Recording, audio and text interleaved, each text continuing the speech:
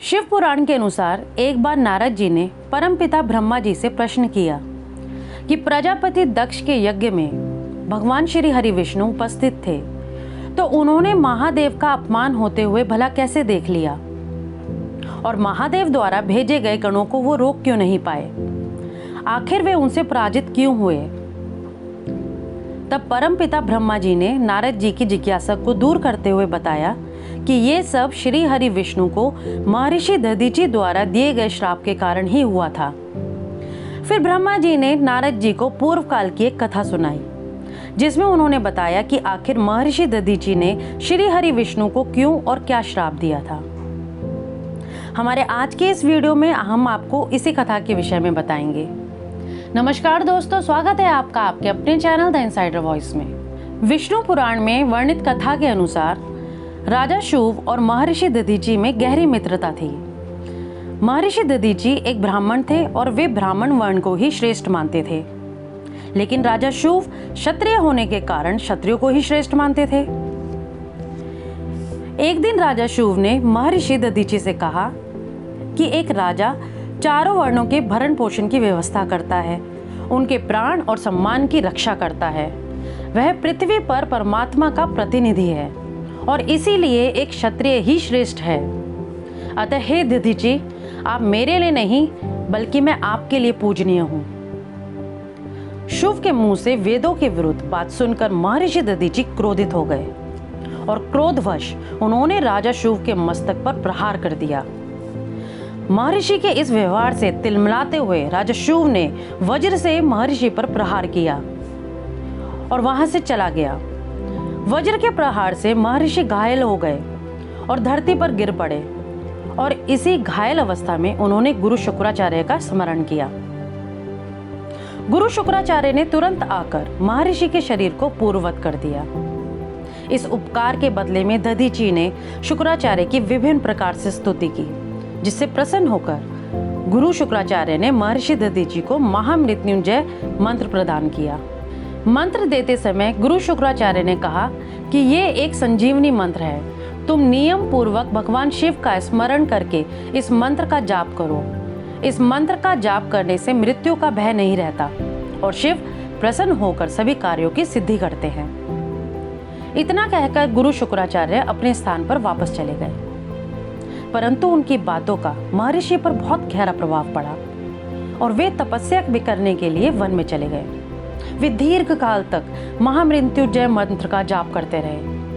उनकी इस निस्वार्थ भक्ति से प्रसन्न होकर आखिरकार भगवान शिव उनके समक्ष प्रकट हुए। भगवान शिव ने कहा, हे मुनिवर, मैं तुम्हारी इस आराधना से बहुत प्रसन्न हूँ, तुम कोई भी वर मांग लो। दधीचि ने हाथ जोड़कर महादेव से 3 वर मांगे। उन्होंने कहा कि मेरी अस्थियां वज्र की हो जाएं, जिसे कोई काट ना सके, मेरा कोई वध ना कर सके और कभी मुझे किसी की सहायता की आवश्यकता ना पड़े। भगवान शिव ने तथास्तु कहकर 3 वर उन्हें प्रदान कर दिए। वरदान मिलते ही आनंद मग्न होकर महर्षि सीधे राजा शुभ के पास पहुंचे और क्रोध में उन पर प्रहार कर दिया। राजा शुभ ने भी क्रोधित होकर महर्षि पर वज्र से प्रहार किया, परंतु उसके प्रहार से महर्षि दधीचि का बाल भी बांका नहीं हुआ। यह देखकर उसे बहुत आश्चर्य हुआ। उसे अपनी आंखों पर विश्वास ही नहीं हुआ। राजा शुभ क्रोध से तिलमिला उठे, परंतु उन्हें अपनी पराजय स्वीकार करनी पड़ी। राजा शुभ भगवान विष्णु का परम भक्त था। महर्षि से प्रतिशोध लेने के लिए उसने वन जाकर भगवान विष्णु की कठोर तपस्या करना आरंभ कर दिया। शुभ की तपस्या आखिरकार फलित हुई और भगवान विष्णु ने उसे दर्शन दिए। राजा शुभ ने हाथ जोड़कर भगवान विष्णु से कहा, हे भगवान, महर्षि दधीचि पहले मेरे मित्र थे, परंतु बाद में हम दोनों के बीच विवाद उत्पन्न हो गया। दधीचि ने भगवान शिव को प्रसन्न कर शक्तियां प्राप्त कर ली है। दधीचि ने भगवान शिव को प्रसन्न कर शक्तियां प्राप्त कर मेरा भरी सभा में घोर अपमान किया है। उनकी शक्तियों के समक्ष वज्र भी निष्फल है। हे प्रभु, कृपया मेरे सम्मान की रक्षा करें। भगवान विष्णु ने कहा कि हे शुभ, महर्षि दधीचि शिव भक्त हैं, अतः उनके साथ प्रतिशोध की भावना रखना तुम्हारे हित में नहीं है, परंतु मैं तुम्हारे हित के लिए अवश्य ही कुछ करूंगा। इतना कहकर भगवान विष्णु अंतर्ध्यान हो गए। श्री हरि विष्णु अपने प्रिय भक्त राजा शुभ के हितों की रक्षा करने के लिए एक दिन ब्राह्मण का रूप धारण करके दधीचि मुनि के आश्रम में पहुंचे और महर्षि से एक वरदान देने का अनुरोध किया।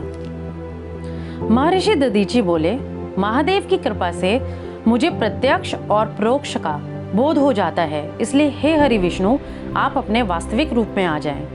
मैं आपके यहाँ आने का प्रयोजन भली भांति जानता हूँ। भगवान शिव की कृपा से मैं संसार में अवैध हूँ। किसी भी छल कपट का प्रयोग कर मेरा कोई अहित नहीं किया जा सकता। भगवान विष्णु बोले, महादेव की महिमा से कौन अपरिचित है? मैं तो स्वयं शिव भक्त हूँ, किंतु शरणागत की रक्षा करना मेरा धर्म है। आप एक बार शुभ को श्रेष्ठ कह दें, इससे आप छोटे तो नहीं होंगे, लेकिन शुभ के थोथे स्वाभिमान की रक्षा हो जाएगी। श्री हरि विष्णु महर्षि दधीचि को समझाने का बहुत प्रयत्न कर रहे थे, पर दधीचि तो शिव कृपा प्राप्त कर अभिमान में थे। वे कुछ सुनने को तैयार न थे और बोले, मेरे शरीर में आप समस्त ब्रह्मांड देख सकते हैं। मुझ पर भगवान शिव की असीम कृपा है। आप मुझे माया जाल में फंसाने का व्यर्थ प्रयास ना करें। महर्षि दधीचि का अहंकार देख भगवान शिव को क्रोध आ गया। उन्होंने अनगिनत गणों की रचना कर डाली। सभी गण एक साथ महर्षि पर टूट पड़े, लेकिन महादेव के वरदान से उन्हें कोई क्षति नहीं पहुंची। उन्होंने सभी गणों को भस्म कर दिया। अब श्री हरि विष्णु ने विष्णु मूर्ति प्रकट की और दधीचि को सबक देने का निर्णय लिया। महर्षि दधीचि भगवान शिव से मिली शक्तियों के घमंड में चूर थे। वे भगवान विष्णु को ललकारते हुए बोले, मैं शिव की शरण में हूँ, आपके सभी प्रयास व्यर्थ हो जाएंगे, अतः आप यहाँ से चले जाएं। भगवान विष्णु महर्षि दधीचि से युद्ध करते रहे। स्थिति को अधिक बिगड़ते देख ब्रह्मा जी राजा शुभ के साथ उस स्थान पर पहुंचे और उन्होंने भगवान विष्णु को शांत कराया और बोले कि दधीचि महादेव के संरक्षण में है, अतः इनसे युद्ध करना सही नहीं है। श्री हरि विष्णु ब्रह्मा जी के कहने पर शांत हो गए और तब राजा शुभ ने यह सब देखा तो उसका भ्रम मिट गया। उसने महर्षि दधीचि से क्षमा मांगी, उन्हें श्रेष्ठ मानकर दंडवत किया। दधीचि ने शुभ को तो क्षमा कर दिया, लेकिन भगवान विष्णु और अन्य देवताओं के लिए उनका क्रोध शांत नहीं हुआ। तब क्रोधित मुनि दधीचि ने इंद्र सहित सभी देवताओं और श्री हरि विष्णु को भगवान रुद्र की क्रोधाग्नि में नष्ट होने का श्राप दे दिया। तदोपरांत श्री हरि विष्णु वैकुंठ चले गए। तब से वह स्थान थानेश्वर नामक तीर्थ के रूप में विख्यात हुआ। उनके इसी श्राप के कारण श्री हरि विष्णु ने दक्ष प्रजापति के यज्ञ में जो हुआ उसे रोक नहीं पाए। उनके इसी श्राप के कारण श्री हरि विष्णु दक्ष प्रजापति के यज्ञ में जो हुआ उसे रोक नहीं पाए। आशा है आपको हमारी आज की वीडियो पसंद आई होगी। तो फिर मिलते हैं हमारी अगली वीडियो में, तब तक के लिए नमस्कार।